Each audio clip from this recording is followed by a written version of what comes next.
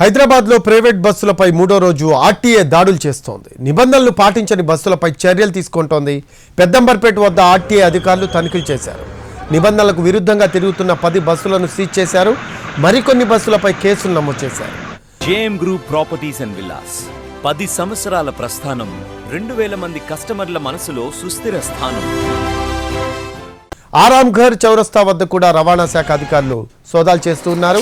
చెన్నై, మంగళూరు, మైసూరు, బెంగళూరు నుంచి వస్తున్న బస్సులను తనిఖీలు చేశారు. నిబంధనలను పాటించని 8 బస్సులపై కేసులు నమోదు చేశారు. ఆరెంజ్ ట్రావెల్స్ బస్సును సీజ్ చేశారు.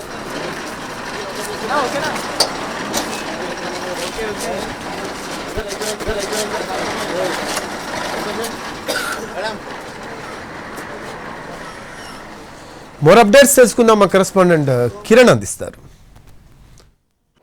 హైదరాబాద్ లో నిబంధనలకు విరుద్ధంగా తిరుగుతున్న ప్రైవేట్ ట్రావెల్స్ పై రవాణా శాఖ అధికారులు తనిఖీలు చేస్తున్నారు. రాజేంద్ర నగర్ లోని ఆరంగర్ చౌరస్తా వద్ద ప్రస్తుతం నిబంధనల విరుద్ధంగా నడుస్తున్న ప్రైవేట్ ట్రావెల్స్ ని ఆపి మరీ చెక్ చేస్తా ఉన్నారు రవాణా శాఖ అధికారులు.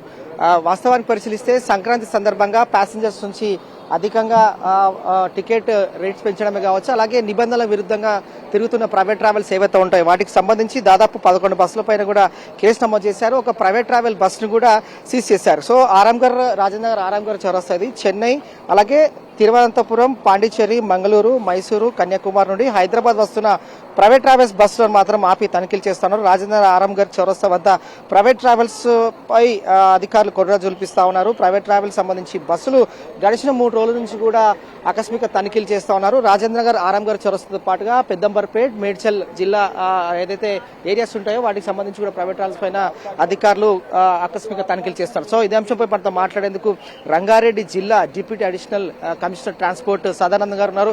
వారితో మాట్లాడు. సార్, ఎన్ని చోట్ల మొత్తంగా మీరు తనిఖీలు చేస్తా ఉన్నారు? వాస్తవంగా సంక్రాంతి సందర్భంగా కూడా ప్యాసింజర్స్ సంబంధించి లిస్ట్ పైన కూడా మీరు ఫోకస్ చేశారు. సో ఏం చెప్పాలండి? ప్రభుత్వ ఆదేశాల మేరకు, మినిస్టర్ గారి ఆదేశాల మేరకు, ట్రాన్స్పోర్ట్ కమిషనర్ గారి ఆదేశాల మేరకు మేము సంక్రాంతి పండుగ సందర్భంగా ఫేర్స్ ఎక్కువ కలెక్ట్ చేయకుండా, ఇంకా వయలేషన్స్ కానీ ఇంకా ఏమైనా అదర్ ఇరెగ్యులారిటీస్ ఉంటే కూడా బండ్లు సీజ్ చేయడం కానీ, ట్యాక్స్ లేకుండా సీజ్ చేయడం కానీ జరుగుతుంది. మెయిన్గా ఫోకస్ ఫేర్స్ అడవులుగా కలెక్ట్ చేస్తున్న బాగా కంప్లైంట్స్ ఉన్నాయి. ఆ సందర్భంగా ఎక్కువ ఎన్ఫోర్స్మెంట్ విజయవాడ హైవేలో, బెంగళూరు హైవేలో అట్లాగా పలు చోట్ల మా టీమ్స్, హైదరాబాద్, రంగారెడ్డి టీమ్స్ మొత్తం కలిపి కోఆర్డినేషన్ చేసుకొని ఎన్ఫోర్స్మెంట్ చేయడం జరుగుతుంది. ఎక్కువగా ఏ వైలేషన్ మీ దృష్టికి వచ్చింది? ఎక్కువ మెయిన్ గా ఈ ప్యాసింజర్స్ మీదనే ఎక్కువ ఫేర్స్ ఎక్కువ కలెక్ట్ చేయకుండా మెయిన్ ఫోకస్. ప్రైవేట్ ట్రావెల్స్ అడ్డగోలుగా కలెక్ట్ చేస్తున్నారు, అదొక మెయిన్ ఫోకస్. అలాగే మన ఆర్టీసీ వాళ్ళకు ఇబ్బంది రాకుండా చేయడం జరుగుతుంది మనం అంతే.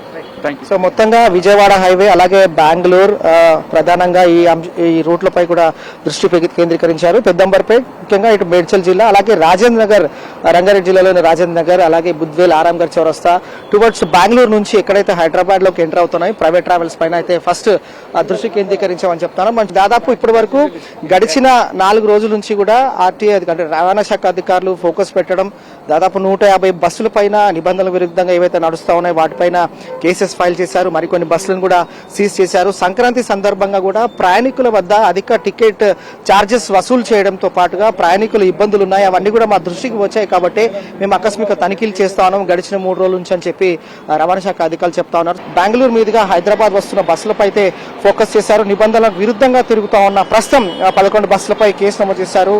అలాగే ఒక బస్సును కూడా ప్రైవేట్ ట్రావెల్ బస్సును సీజ్ చేశారు. రంగారెడ్డి జిల్లా ట్రాన్స్పోర్ట్ రవాణా శాఖ అధికారుల ఆదేశాల మేరకు, అలాగే ప్రభుత్వం ఆదేశాల మేరకు అయితే ప్రస్తుతం ప్రైవేట్ ట్రావెల్స్ పైన కొరడా జులిపిస్తా ఉన్నారు. అలాగే ముఖ్యంగా ఇటు సంక్రాంతి సందర్భంగా కూడా చాలా మంది ప్రయాణికుల వద్ద అధిక ఛార్జెస్ వసూలు చేయడం, అలాగే వారి యొక్క ఇబ్బందులు మా దృష్టికి వచ్చాయి కాబట్టి ఫోకస్ చేస్తా ఉన్నాం. అలాగే ఆకస్మిక తనిఖీలు నిర్వహిస్తామని చెప్తా ఉన్నారు. ప్రయాణికులకు ఇబ్బంది కలగకుండా ఉండేది కూడా ఆర్టీసీ ట్రాన్స్పోర్టేషన్ ఫెసిలిటీస్ కూడా తీసుకొచ్చింది కాబట్టి ప్రయాణికులు ఆ అంశాన్ని కూడా గుర్తించాలని చెప్పి అధికారులు అయితే ప్రయాణికులు సూచిస్తున్న సిచ్యువేషన్ అయితే కనిపిస్తుంది. ఇది లేటెస్ట్ అప్డేట్.